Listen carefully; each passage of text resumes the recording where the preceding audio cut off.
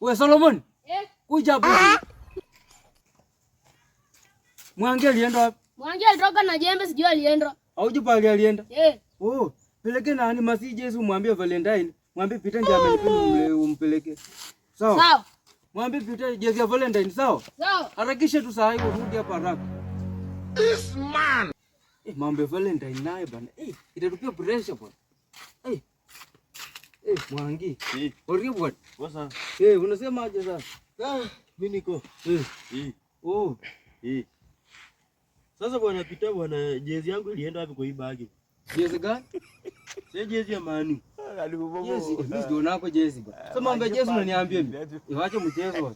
Jezi ilikuwa hapa ndani. Ndio ndio kutoka na hii bagi kienda ku jezi, mambo ya jezi. Basi amekataa yeye anataka Liverpool. Nini?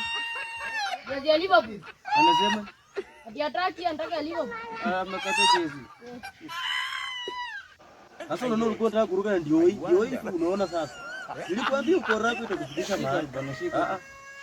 Sasa hii tabia gani bwana? Makosa imefanyika kitambo, shika. Sasa ungenua yako. Shika. Kitabu na hapo ufanye popa. Wewe tunaishi na wewe hapo kwa nyumba tu vizuri. Sasa unachukua vitu zangu unapelekea wasichana pale ndani bwana. So ununue. Kwa shika tu bwana.